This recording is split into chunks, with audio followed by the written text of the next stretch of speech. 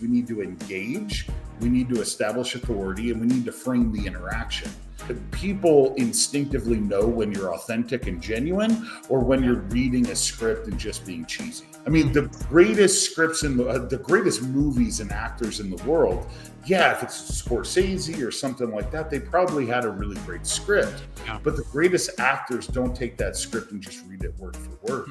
They pour themselves into it. So there's the old saying, mirroring, right? The old, Sandler method. You mirror the client. If they're from the East Coast, you're from the East. That's BS.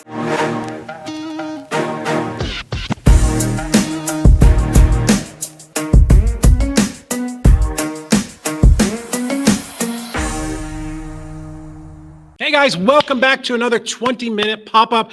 Guys, today's very special guest, somebody who helped our business tremendously. Leif Meyerson is known as the sales floor guy with 25 years, actually more than 25 years of building top-performing high-ticket sales teams for coaching pros all over the country. Today, he's going to break down powerful scripts in the exact way to talk to customers and clients so that you can hit your highest conversion rates ever. Super excited. He teaches sales teams how to close without sounding pushy and actually scale their numbers. So let's get into it. Welcome to the Closers Club. Leif, good to see you, my man. Hey, good to see you, Dave. It's been a while and happy to be here. Yeah, awesome. Well, I definitely wanted to get you on. I think it's so important. There's so much mixed messaging out there about, how investors should be talking, at least to sellers. And we can definitely talk about buyers as well. But I know you specialize probably more on that seller side of the business, the front side.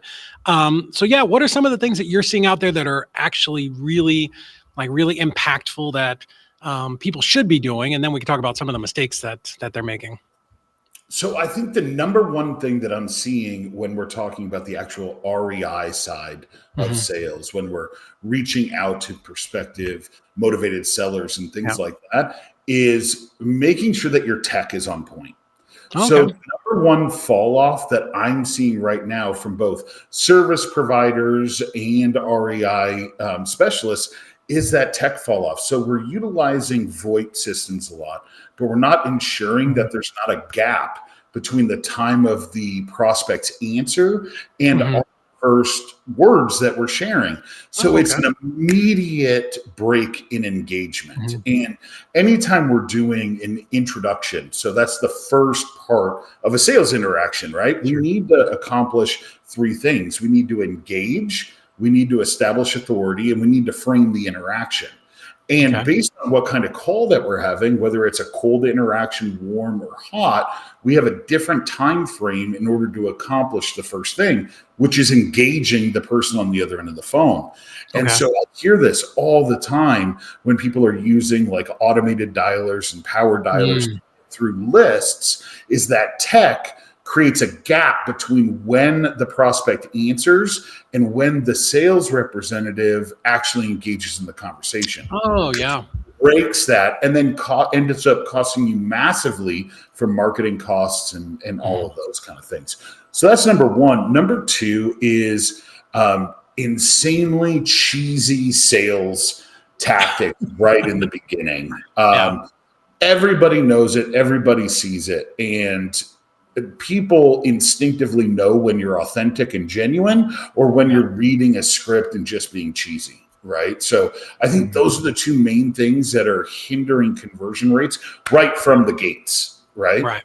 Yeah, two things there. I get calls, automated calls all the time from virtual assistants, and there is that lag, that little bleep, and then some dead space, and then finally somebody comes on. So I know it took me a second, but I know exactly what you're talking about there.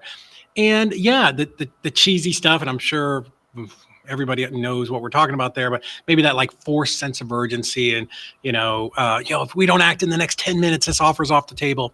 But one thing that I've heard so much in the last year is we're in the trust economy now. People do business with people they know, that they like, and that they trust. So those things just don't work anymore. Those old kind of used car sales tactics from the 70s and 80s are done.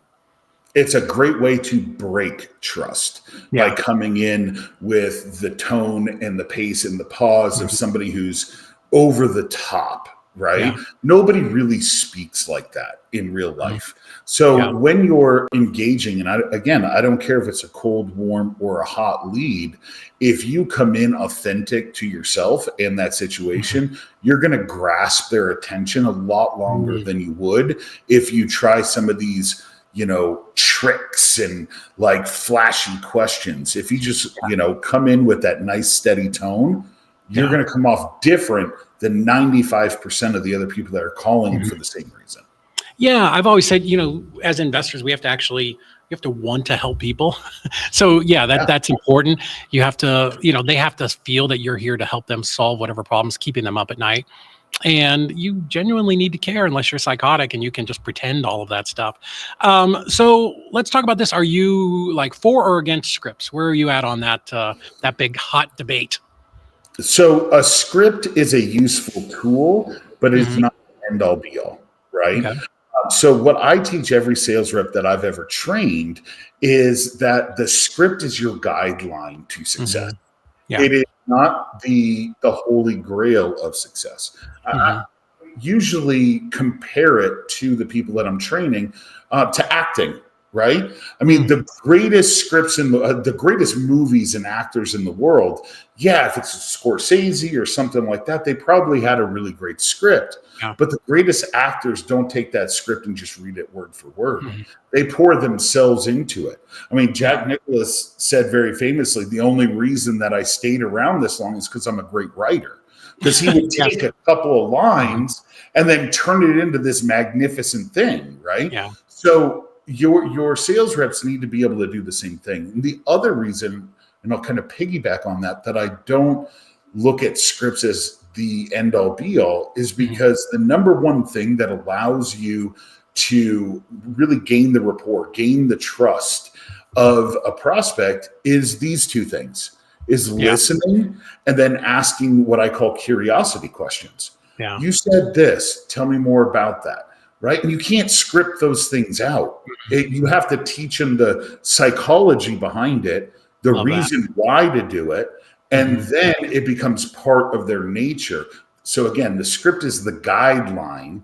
It's very good to put bumpers because compliance is important and those kind of things. Sure. But you have to be able to live, eat, and breathe within that guideline as your true self. Yeah, I think that's absolutely important. And I know in the beginning, right, a lot of newer reps who are jumping on the phone, like they're nervous. So they have that script and, they don't want to veer off of it because they don't want to make a mistake. Is there, I know we talk about acting, but like, what are like a couple of things that can help them feel more natural when they're reading off that script, at least in the beginning, until they just get comfortable and can really embrace it? So the number one thing that I'll tell them to do is practice, practice, practice. Yeah. Okay. So any new sales rep, it's not about the game time. It's about the practice. I mean, I was an athlete growing up and the coaches always just hounded that. You don't win the game in the game. You win it in the prep for the game. 100%. So, if you're a new sales rep and you want to make this a career, if you want to really own and perfect this craft, it's what you do outside of the times that you're on the phone with the prospect.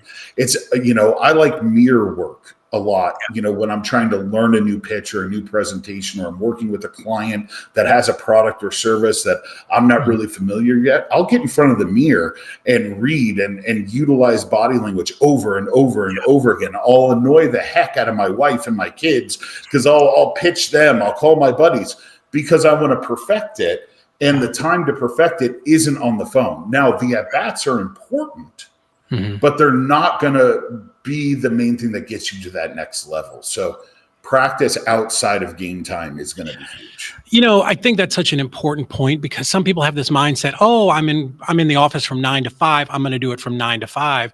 And that's just not enough. If you want to be the best of the best, you have to put in the time. You just have to, internalize these scripts or the talk track or whatever you want to call it, so that it just becomes natural and you can say it over and over and over again in any situation. Well, we think about sales.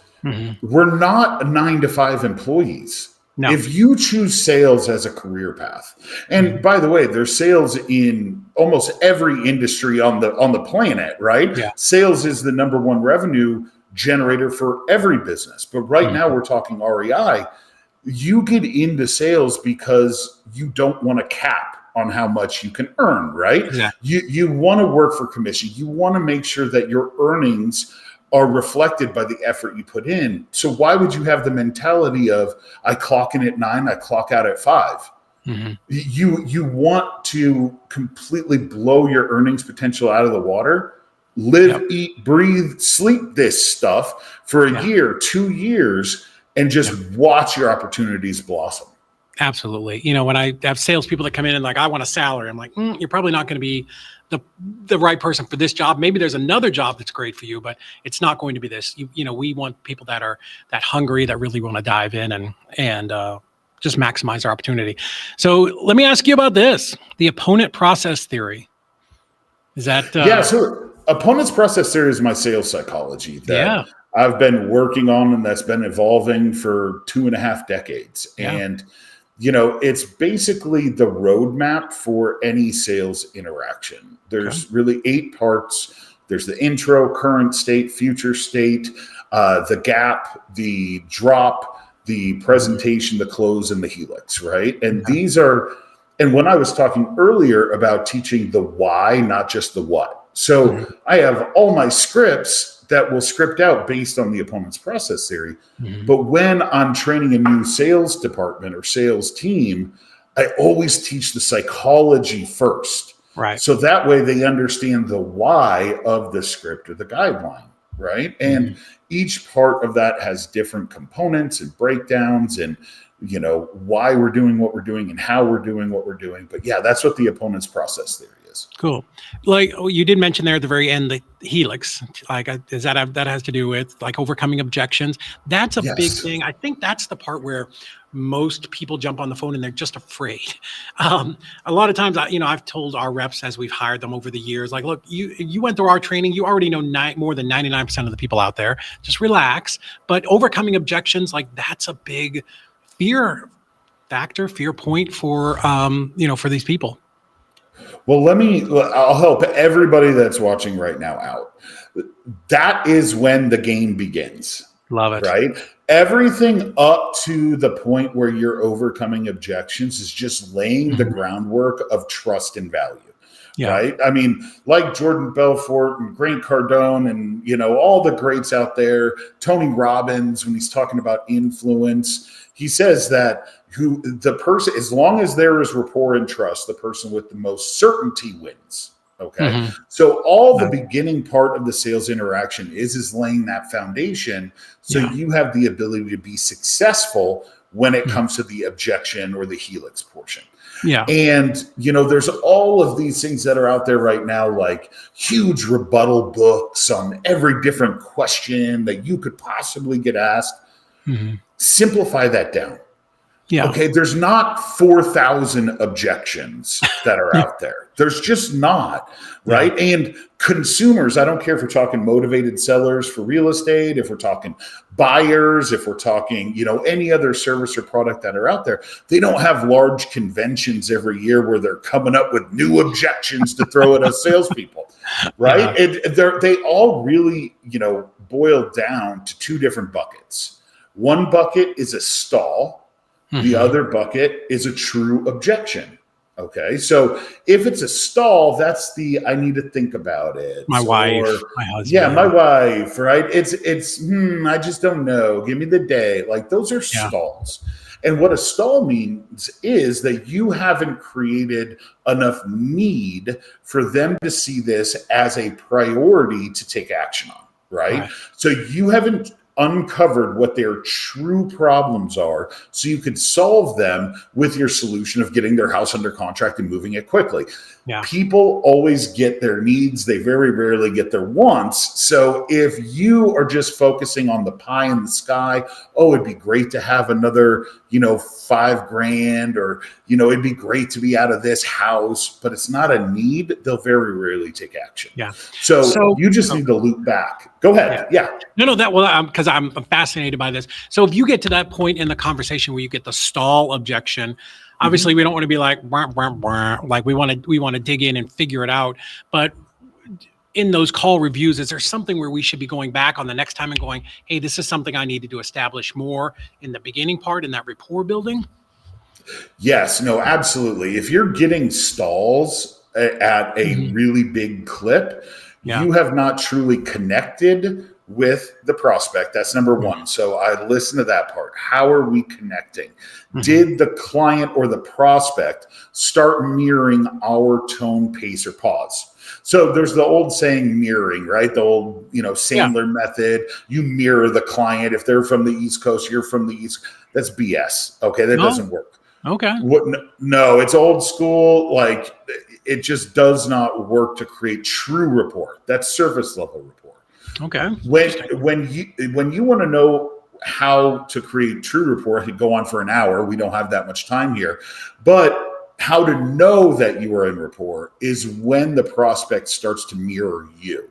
So if I'm lowering my tone from engaged down to, let's say, empathetic, so my tone is coming down, and then they start to mirror my tone and pace, we're in alignment. We're in rapport. It's just like if we were face to face and I crossed my arms and you crossed your arms afterwards, we're in some kind of rapport, right? Nice. So that's how we know that we've reached that moment.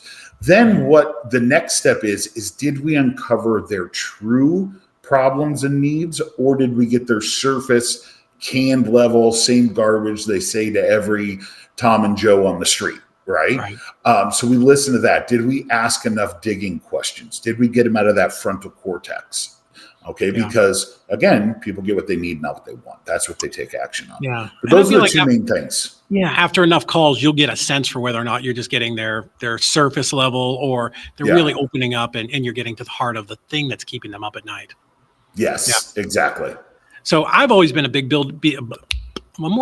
always been a big believer in rapport, but there are some people out there teaching, like, just go right to it. Hey, Mrs. Smith, what do you want for the house? Why are you selling? Like, it's so direct. And I think it probably works sometimes, but I don't know if that's a great strategy or if that's repeatable to teach your team. Well, I would say if you're feeding your team like bottom dollar leads and they're just cold calling the white pages, our audience probably doesn't even know what the white pages is. But if they're just skip tracing 100,000 leads and throwing them into a dialer, sure, let's get to the point and just cherry pick the people that actually are interested.